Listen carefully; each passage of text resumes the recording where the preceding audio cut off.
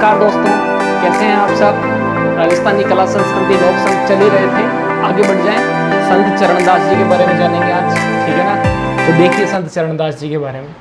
देखो इनका जन्म अलवर में गांव पड़ता है डेहरा।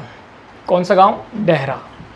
डेहरा गांव कहाँ पड़ता है? अलवर। डेहरा गांव अलवर में चरणदास जी का क्या हुआ? जन्म हुआ। ध्यान रखिएगा, चरणदास जी का जन्म कहाँ हुआ? डेहरा अलवर में, ठीक है। इनके पिता का नाम था मुरलीधर, पिता माता गुरु। ये देखो पिता माता गुरु ज़्यादातर नहीं पूछते, लेकिन फिर भी मैं इसलिए बता रहा हूँ इसमें क्योंकि ये थोड़े से मेवात क्षेत्र के हैं, हटके हैं। आज तक जितने भी सवाल आए हैं ज़्यादातर बड़े बड़े में से पूछ लिए। अब समय ऐसा आ गया है कि छोटे छोटे टॉपिकों को भी हमको टच करके चलना पड़ेगा। इनके पिता का नाम था मुरलीधर। पिता का नाम क्या था? मुरलीधर। माता का नाम क्या था? कुंजी। माता का नाम क्या है? कुंजी। और जो इनके गुरु थे उनका नाम था सुखदेव। क्या नाम था? सुखदेव, ठीक है। तो सुनो, चरणदास जी का जन्म कहाँ हुआ? डेहरा अलवर में। पिता कौन थे? मुरलीधर। माता कौन थी? कुंजी। गुरु कौन थे? सुखदेव। अब क्या हुआ? वही वाली बात है, पीपा जैसी। किसकी जैसी? पीपा जैसी। कि जो चरणदास जी है, इनका मूल नाम जो था, चरणदास जी का मूल नाम क्या था? इनका मूल नाम था रणजीत। क्या नाम था इनका मूल नाम? रणजीत। ध्यान रखिए आपके पास, इनका मूल नाम क्या था? रणजीत, ठीक है ना। और लेकिन सुखदेव जी जो थे उन्होंने इनका नया नाम क्या रख दिया? इनके जो गुरु थे ना सुखदेव, उन्होंने इनका नया नाम रखा चरणदास। क्या नाम रखा? चरणदास। देखो वास्तव में तो इनका नाम क्या था चरणदास जी का? रणजीत। लेकिन इनके जो गुरु थे उन्होंने इनका नाम क्या रख दिया? चरणदास, ठीक है। इसके बाद तो डेहरा अलवर में जन्मे। मुरलीधर इनके पिताजी का नाम है, कुंजी इनकी माता का नाम है, गुरु कौन है? सुखदेव। मूल नाम क्या है? रणजीत। और नया नाम क्या था? चरणदास था, ठीक है। इतनी बात अपने को क्या रखनी है? ध्यान रखनी है। अब चरणदास जी जो हैं इन्होंने रिकॉर्ड तोड़ा है भाई। अलग अलग लोगों ने अलग अलग नियम दिए। देखो बिश्नोइयों ने 29 नियम दिए, मैंने आपको बताया। जसनाथ जी ने कितने नियम दिए? 36 नियम दिए। आई माता को जो पढ़ते हैं उन्होंने 11 नियम दिए। इन्होंने भाई साहब चरणदास जी ने रिकॉर्ड तोड़ा। इन्होंने कही मेरी कोचिंग में तो 42 नियम चलेंगे। कितने नियम चलेंगे? 42। ये क्वेश्चन यूनिक भी है और अच्छा भी है कि चरणदासी संप्रदाय जो है उस संप्रदाय में कितने नियम प्रचलित हैं? 42 नियम प्रचलित हैं। चरणदासी संप्रदाय के लोगों को कितने नियम मानने पड़ते हैं? 42 नियम। इस संप्रदाय की एक और ख़ास बात कि चरणदासी संप्रदाय के जो लोग होते हैं ये जो हैं पीले वस्त्र धारण करते हैं। कौन से वस्त्र धारण करते हैं? पीले वस्त्र। जसनाथ जी जब बताए थे तब मैंने कही जसनाथी संप्रदाय के लोग कौन से वस्त्र धारण करेंगे? भगवा वस्त्र। जबकि चरणदासी संप्रदाय के लोग कौन से वस्त्र धारण करते हैं? पीले वस्त्र धारण करते हैं। उसके अलावा इनके जो संत होते हैं वो नोकदार टोपी पहनते हैं। कैसी टोपी पहनते हैं? नोकदार टोपी, तिकोनी टोपी, तीखी सी होती है ऊपर, ठीक है। तो नोकदार टोपी पहनते हैं चरणदासी संप्रदाय के जो संत महात्मा होते हैं। वो पीले वस्त्र क्या करते हैं? धारण करते हैं। और माथे पर जो पीला पीला चंदन होता है, गोपी चंदन, उसका क्या लगाते हैं? तिलक लगाते हैं। गोपी चंदन का तिलक लगाते हैं। तो चरणदास जी का जन्म डेहरा अलवर में। पिता मुरलीधर, माता कुंजी, गुरु सुखदेव। मूल नाम रणजीत था, गुरु सुखदेव ने नया नाम क्या दिया? चरणदास। नोकदार टोपी पहनते हैं इस संप्रदाय के लोग, संत महात्मा।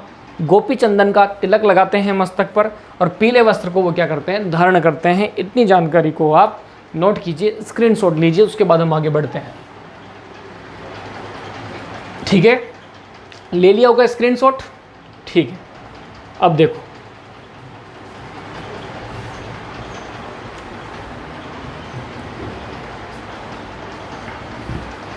अब देखिएगा, ये जो चरणदास जी हैं, ठीक है, इनकी समाधि कहाँ है? जहाँ जन्मे वहीं इनकी समाधि है।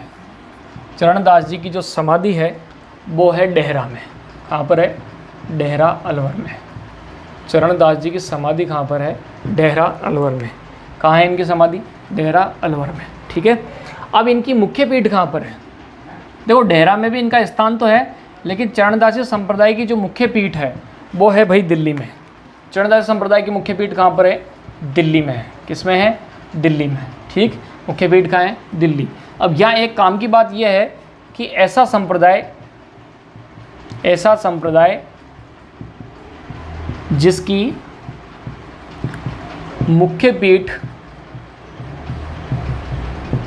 राजस्थान से, संप्रदाय जिसकी मुख्य पीठ राजस्थान से बाहर है, वो कौन संप्रदाय? चरणदास संप्रदाय। कहाँ है ये मुख्य पीठ? दिल्ली में। समाधि कहाँ इनकी? डेहरा अलवर के अंदर।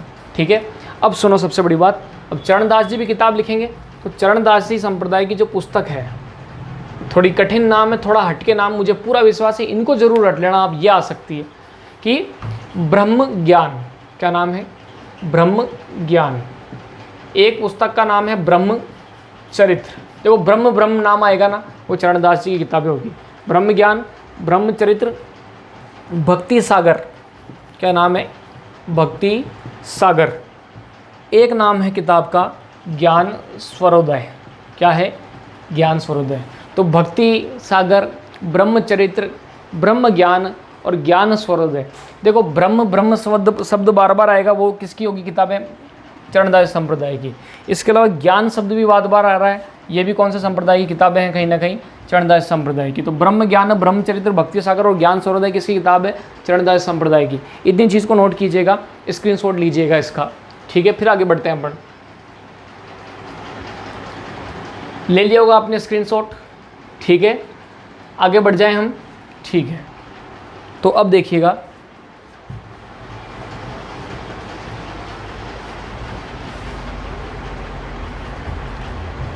अब ये जो चरणदासी संप्रदाय है, इसकी सबसे बड़ी विशेषता ये भी है कि प्राचीन काल में वैसे भी रूढ़िवादिता अधिक थी। जैसे जैसे मॉडर्नाइजेशन हुआ है, जैसे जैसे आधुनिक युग आया है, वैसे वैसे रूढ़िवाद जो है ख़त्म होता आया है। लेकिन प्राचीन काल में वैसे भी महिलाओं को लेकर के थोड़ी ज़्यादा भ्रांतियाँ हुआ करती थी। अपन जब अधिकांश संत महात्मा पढ़ते हैं तो अपन देखते हैं उन संत महात्माओं में, जब हम उनके शिष्यों के बारे में पढ़ेंगे तो अधिकांश शिष्य पुरुष ही सुने हैं हमने अभी तक, चाहे कोई सा ही संप्रदाय हो। किसी भी संप्रदाय में कोई महिला शिष्या या फिर महिला संत का अभी तक उल्लेख नहीं आया है। इससे एक बात तो समझ में आ रही है कि तत्कालीन समाज के अंदर महिलाओं की शिक्षा के मामले में भी पीछा था समाज, और महिलाओं को शिष्य भी नहीं बनाया करते थे। ठीक है ना, तो ये भी एक रूढ़िवाद ही था कि महिलाओं को एंट्री नहीं मिला करती थी। ठीक है ना, तो सीधी सी बात है कि चरणदास जी के बारे में ये बात अच्छी है कि इनके संप्रदाय में 2 प्रमुख महिला संत थी। और ये सवाल आजकल बहुत ज़्यादा आ रहा है क्योंकि वर्तमान समय में वैसे भी महिला सशक्तिकरण या वुमन एम्पावरमेंट का है। तो देखो चरणदास जी जो थी, इनकी 2 प्रमुख शिष्याँ थी। मेरा विश्वास है ये सवाल वापस आएगा, बार बार आएगा। दयाबाई। क्या नाम है? दयाबाई। और एक है सहजोबाई। क्या नाम है? सहजोबाई। ठीक है, चरणदास संप्रदाय की जो चरणदास जी थे, उनकी 2 शिष्या थी, दयाबाई और सहजोबाई। ठीक है, अब एक चीज़ ध्यान रखना कि दयाबाई और सहजोबाई के बारे में विस्तृत वर्णन तो कभी नहीं आएगा, लेकिन ध्यान रखना इन दोनों का भी क्रेज है भक्तों के अंदर। किस क्षेत्र के अंदर? दोनों का मेवात क्षेत्र में वर्चस्व है। कौन से क्षेत्र में? मेवात में। अपन जानते ही हैं मेवात क्षेत्र कौन सा है, जहाँ पर मेव जनजाति का बाहुल्य हुआ करता था। और ये जो मेवात क्षेत्र है, इसमें मुख्यतः अलवर भरतपुर सम्मिलित किए जाते हैं। ठीक है, तो मेवात में ही दयाबाई और सहजोबाई का भी क्रेज है। और चरणदासी संप्रदाय की भी मुख्य जो आज फैन फॉलोइंग है, भक्ति है, वो किस क्षेत्र में प्रचलित है? मेवात क्षेत्र के अंदर है। ठीक है ना, कुल मिला के चरणदास जी मेवात क्षेत्र के एक प्रमुख क्या हैं? संत है। अब ये दयाबाई जो है, इनकी पुस्तक भी पेपर में पूछी जा सकती है, लेकिन बहुत आसान है। पुस्तक का नाम दयाबोध। दयाबाई की जो पुस्तक है उसका नाम क्या है? दयाबोध। ठीक है, और सहजोबाई जो है, इनकी पुस्तक का नाम है सहज प्रकाश। क्या नाम है? सहज प्रकाश। ठीक है, और इसके बाद जब हम इसका स्क्रीनशॉट लीजिए आप। ठीक है, देखो पहले एक चीज़ और बता दूं, बहुत आसान सा है। देखो नाम में आ रहा है सहजोबाई की पुस्तक कौन सी है? सहज प्रकाश। दयाबाई की कौन सी है? दयाबोध। एक को लिख लो आप पुस्तक भले, विनय मल्लिका। कौन सी मल्लिका? विनय मल्लिका।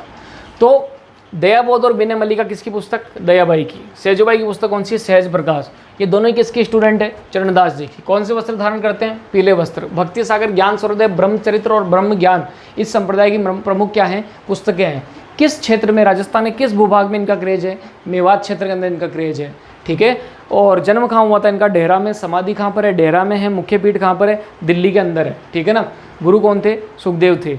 और मूल नाम क्या है? रणजीत। और गुरु ने क्या नाम दिया? चरणदास। इसी के साथ चरणदास जी के बारे में इतनी जानकारी पर्याप्त है। एक बार फिर इसका स्क्रीनशॉट ले लीजिए। ठीक है, और वीडियो को पूरा देखने के लिए धन्यवाद। वीडियो को लाइक कीजिएगा, शेयर कीजिएगा और सब्सक्राइब भी कीजिएगा। एक नए संत के साथ अगली वीडियो में हाजिर होते हैं।